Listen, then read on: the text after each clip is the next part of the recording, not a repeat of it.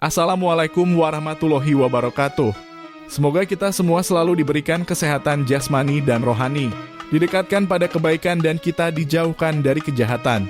Kabulkanlah segala kebutuhan dan hajat kita dalam persoalan agama. Apa alasan Nabi Khidir membunuh seorang anak kecil? Disebutkan dialog Nabi Khidir As dengan Nabi Musa As dalam ayat 74 surat Al-Kahfi. Alasan apa yang membuat Nabi Khidir membunuh seorang anak kecil? Apakah peristiwa seperti ini dapat dikatakan terjadi atas izin Allah? Islam adalah agama kebijaksanaan, akal, dan hikmah. Dari sejak awal diturunkannya sejak masa Nabi Adam, Islam telah mempersembahkan ajaran-ajarannya yang dipenuhi cahaya hikmah yang menjadi suluh pelita perjalanan umat manusia. Ya, Islam telah melahirkan pribadi-pribadi terpilih dari rahim suci ajarannya. Sejarah telah mencatat dengan sangat baik betapa banyak sosok-sosok agung dan cemerlang yang menghiasi cakrawala kebijaksanaan yang terlahir, dibimbing, dan dibesarkan oleh ajaran Islam yang suci. Bahkan di kitab suci Al-Quran, hampir sepertiga isinya menceritakan tentang kisah-kisah orang-orang yang terdahulu, baik mereka yang ingkar seperti Fir'aun dan Qarun, maupun mereka yang taat dan menjadi kebanggaan kebijaksanaan seperti para nabi, alim ulama, dan mereka yang dekat dengannya, yang mana melalui perantaraan merekalah kita bisa mengambil pelajaran dan mereguk hikmah suci ilahi ini.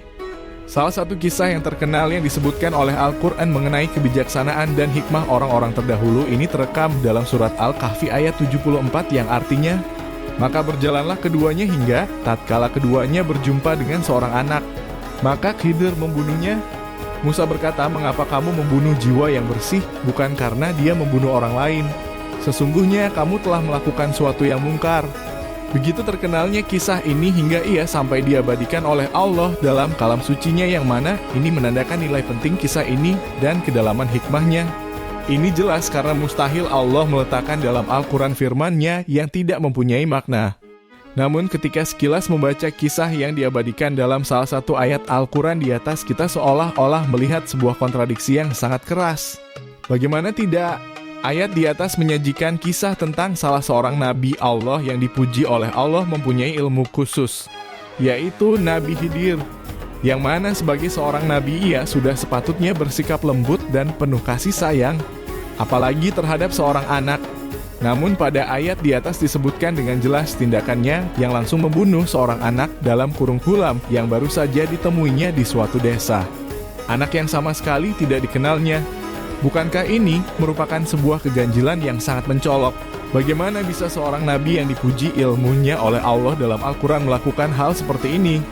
Bagaimana seorang nabi bisa dengan mudahnya menumpahkan darah seorang anak yang tak berdosa? Bahkan Nabi Musa As sendiri yang saat itu sedang mengiringinya pun yang notabene-nya sama-sama nabi sampai melanggar janjinya sendiri untuk tidak membuka mulutnya dan memprotesnya dengan keras. Jika Al-Quran adalah kita yang penuh hikmah dan tidaklah semua isinya kecuali hikmah dan kebijaksanaan, maka gerangan apa yang dikehendaki Allah dengan mengabadikan kisah ini di Al-Quran? Bukankah ini seperti menorehkan tinta hitam pada kertas putih bersih semata? Tidakkah Allah SWT malah mencederai nabinya sendiri dengan kisah ini? Tidakkah ia malah memaklumatkan ketidaksempurnaannya dengan hal ini? Tentu saja jawabannya adalah tidak. Justru sebaliknya, jika kita pahami dengan lebih teliti, kita akan menemukan kebijaksanaan dan hikmah yang sangat besar di dalamnya. Mari kita bahas bersama jawaban detail. Sebelum kita membahasnya dengan lebih rinci dan memecahkan kemuskilan ini, kita harus terlebih dahulu mengetahui beberapa hal dasar yang akan kita jadikan pijakan awal pembahasan ini. Al-Quran menyebutkan bahwa Nabi Khidir adalah hamba Allah yang memiliki ilmu dan rahmat khusus ilahi. Beberapa ayat dan riwayat yang ada memberi pemahaman bahwa terbunuhnya anak yang baru balik dalam kurung hulam tersebut bukanlah akibat dari tindakan yang dilakukan karena kebencian, hawa nafsu, atau amarah. Kematian anak tersebut di tangan Nabi Khidir atas perintah dan izin Allah, tanpa diawali dialog atau percekcokan antara Nabi Khidir As dengan anak tersebut. Nabi Khidir As sengaja dengan penuh kesadaran membunuh anak tersebut. Jadi pembunuhan ini bukan kebetulan atau kecelakaan dalam kurung ketidaksengajaan. Ayah dan ibu dari anak yang dibunuh tersebut adalah orang-orang mukmin yang mendapat anugerah khusus dari Allah. Nabi Khidir As ketika itu sangat mengkhawatirkan kedua orang tua si anak menjadi kafir dan sesat karena perangai buruk anak tersebut kelak. Merujuk ayat-ayat terkait peristiwa ini serta riwayat-riwayat dari para imam maksum dapat dipahami bahwa Allah hendak mengaruniai seorang anak perempuan kepada sepasang suami istri tersebut sebagai gantinya. Kelak dari rahim anak perempuan ini lahir nabi-nabi. Berdasarkan riwayat-riwayat tersebut, sekitar 70 nabi yang lahir dari keturunan anak perempuan tersebut. Sedangkan anak laki-laki tersebut menjadi penghalang lahirnya nabi-nabi tersebut. Anak laki-laki yang dibunuh Nabi Khidir tersebut tenggelam dalam kekufuran dan tiada harapan sedikit pun untuk menerima hidayah. Kekufuran serta keingkaran terhadap kebenaran mengakar di dalam hatinya kendati secara lahiriah tampak seperti seorang suci. Dengan kata lain, kejahatan anak laki-laki tersebut adalah kufur atau murtad secara fitrah dan balasan setimpal bagi orang seperti ini tidak lain adalah hukuman mati. Kematian anak laki-laki tersebut membawa manfaat yang sangat banyak diantaranya adalah terpeliharanya iman kedua orang tuanya. Kedua orang tua anak laki-laki tersebut terhindar dari segala bentuk kesedihan akibat adanya hubungan dan rasa kekeluargaan. Merasa gembira karena telah sukses menjalani qada dan qadar ilahi, memperoleh keberkahan yang melimpah melalui anak perempuannya. Nabi Musa dapat mengetahui sebagian rahasia, ilmu gaib dan hakikat batin, teraplikasinya aturan-aturan Tuhan melalui Nabi Khidir. Mencegah bertambah beratnya pertanggungjawaban amal jelek anak laki-laki tersebut akibat perbuatan yang kelak akan dilakukannya diantaranya menyesatkan serta mengganggu kedua orang tuanya dan lain sebagainya. Maka hal penting lain yang harus kita perhatikan adalah bahwa diantara sifat kesempurnaan dalam kurung kamaliyah, Allah adalah sifat hakim dalam kurung maha bijak. Sifat ini termanifestasi baik pada tataran takwini ataupun tasyri'i. Walaupun mungkin saja semua orang tidak mengetahuinya kecuali hanya beberapa orang yang tahu tentang sebagian rahasia keberadaan alam. Salah seorang yang mendapat anugerah rahmat dan inayah khusus serta pengajaran ilahi dan ilmu laduni adalah Khidir yang selain memperoleh rahmat dan ilmu ilahi serta taufik menyampaikan sebagian dari rahasia-rahasia tersebut kepada Nabi Musa. Ia juga mendapat perintah untuk menjalankan hukum ilahi. Oleh karena itu, terkait dengan tewasnya anak laki-laki tersebut di tangan Nabi Khidir, dengan memperhatikan fakta-fakta di atas, kita dapat menemukan sebuah jawaban yang sederhana, yaitu bahwa semuanya tak lain dari hikmah dan kemahapengaturan Allah Azza wa Jalla yang terjawantakan melalui tangan Nabi Khidir. Kendati kata gulam memiliki makna yang bermacam-macam, seperti pelayan, anak kecil, anak dewasa, baru balik, dan lain sebagainya. Akan tetapi makna yang dianggap sesuai pada ayat-ayat 74 dan 80 surat Al-Kahfi adalah anak laki-laki yang baru balik yang baru tumbuh kumisnya dan sesuai pula dengan sebagian ayat dan riwayat. Karena itu berdasarkan hal ini dapat dikatakan bahwa seseorang yang tewas di tangan Nabi Khidir itu adalah seorang anak laki-laki yang baru balik dan bukan seorang anak kecil. Kemudian, kematian anak laki-laki tersebut tidaklah diawali dengan dialog atau percekcokan yang memunculkan rasa amarah dan emosi atau karena nafsu jahat. Nabi Khidir sama sekali tidak bertengkar dan bersilang pendapat dengan pemuda itu, akan tetapi beliau langsung membunuh anak itu dengan pedang. Dan itu semua dilakukannya dengan penuh kesadaran dan kesengajaan, bukan karena kecelakaan atau ketidaksengajaan. Nabi Khidir melakukan hal ini tanpa ada rasa ragu sedikit pun dalam hatinya dan mengamalkannya sesuai dengan ilmu ilahi dan batini yang dianugerahkan Allah padanya. Walhasil bahwa peristiwa ini bukanlah sebuah kejadian yang bersifat kebetulan, dan berdasarkan ma'arif Al-Quran dan kalimat-kalimat agung para imam maksum serta tinjauan filsafat bahwa di alam ini tidak ada istilah kebetulan. Proses pembunuhan ini dilakukan oleh seorang hamba khusus Allah yang dianugerahi rahmat dan ilmu khusus dari Allah. Sebagaimana firman-Nya dalam surat Al-Kahfi ayat 65, lalu mereka bertemu dengan seorang hamba di antara hamba-hamba kami, yang telah kami berikan kepadanya rahmat dari sisi kami dan yang telah kami ajarkan kepadanya ilmu dari sisi kami.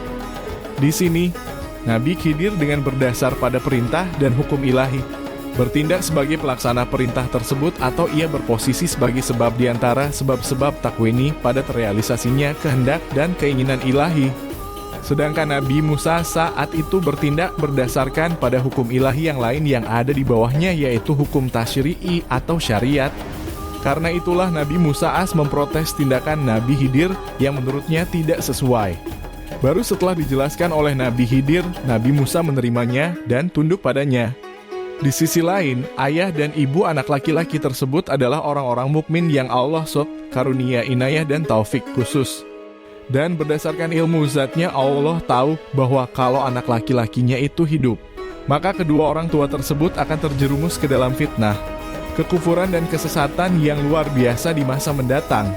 Dengan alasan ini Allah memerintahkan kepada Nabi Khidir untuk membunuh anak laki-laki tersebut, dan dengan inayah ini Allah memberikan makam kemuliaan khusus kepada kedua orang tua tersebut di akhirat. Bersandarkan pada riwayat-riwayat yang sampai ke kita, dapat dikatakan bahwa Allah hendak mengganti anak laki-laki tersebut dengan melihat keimanan serta kesabaran yang dimiliki oleh orang tua itu dengan seorang anak perempuan yang lahir dari keturunannya sekitar 70 nabi. Dan ini merupakan balasan pahala yang lebih baik dan sebuah rahmat yang lebih dekat dan lebih banyak. Laki-laki yang disebutkan di atas adalah seorang laki-laki kafir dalam kurung atau murtad secara fitrah, di mana tidak ada sedikit pun harapan pada dirinya untuk memperoleh cahaya petunjuk dan hidayah ilahi. Kalau hidup, ia tidak hanya semakin larut dan tenggelam dalam kerusakan dan kejahatan, tapi ia juga akan berbuat sesuatu yang menyebabkan orang lain, khususnya orang tuanya, ikut tersesat. Jadi kematiannya itu merupakan akibat dari kekufuran atau kemurtadannya, serta tidak ditemukan tanda-tanda sedikit pun kalau ia akan beriman dan meninggalkan kekufuran. Dan Nabi Khidir As dengan ilmu laduninya tahu akan hal itu, kendati secara lahiriah Nabi Musa As tidak punya pengetahuan akan hal itu. Dalam kurung masalah kemurtadan sebagai sebuah pandangan bisa menjadi fokus perhatian. Dengan ungkapan lain, kematian anak laki-laki tersebut membawa manfaat dan guna yang cukup banyak, di mana ia bisa dikatakan sebuah amalan yang sudah diperhitungkan secara matang. Dan juga merupakan sebuah lingkaran mata rantai alam semesta yang indah ini, dan merupakan sebuah tanda dari hikmah dan kekuatan ilahi serta sebuah rahasia dari ribuan rahasia tersembunyi alam semesta ini. Di antara rahasia-rahasia tersebut adalah kedua orang tua mukmin dari anak laki-laki tersebut dapat terhindar dari bahaya kesesatan yang mungkin saja menimpa mereka akibat adanya hubungan rasa kekeluargaan dengan anak laki-lakinya itu. Mereka telah menunjukkan kesabaran, kerelaan, serta kepasrahan atas kada dan kadar Allah sehingga berhasil dan sukses menjalani ujian ilahi. Guna terrealisasinya keinginan dan kehendak ilahi dan penganugerahan seorang anak perempuan yang merupakan sumber keberkahan, maka Allah memerintahkan kepada Nabi Khidir As untuk membunuh anak laki-laki kafir tersebut yang mana dianggap sebagai penghalang. Melalui peristiwa ini, dan dengan pengenalan serta kebersamaan Nabi Musa dengan salah seorang hamba suci Allah yang merupakan sebuah lautan ilmu dari ilmu-ilmu ilahi dan rahasia dari segala rahasia Tuhan terbuka untuk makam mulia tersebut serta pancaran cahaya dari ilmu dan hakikat yang gaib. Dan beliau mencapai makam kesempurnaan sesuai izin yang Allah anugerahkan. Berkenaan hal ini, Al-Quran menyatakan bahwa Nabi Musa berkata kepada Hadrat Khidir, "Bolehkah aku mengikutimu supaya kamu mengajarkan kepadaku ilmu yang benar di antara ilmu-ilmu yang diajarkan kepadamu?" Ya, dengan melaksanakan perintah Allah dan kematian anak laki-laki tersebut, maka catatan amal jeleknya pun tertutup dan mencegah akan bertambahnya catatan amalan dosa yang akan dilakukannya di masa mendatang dan lain sebagainya. Dengan kata lain bahwa kematian laki-laki tersebut membawa manfaat yang cukup banyak bagi orang-orang yang punya hubungan khusus dengan peristiwa tersebut. Baik itu bagi laki-laki tersebut yang mati, dan juga bagi kedua orang tua laki-laki tersebut serta bagi Nabi Khidir dan yang menyertainya.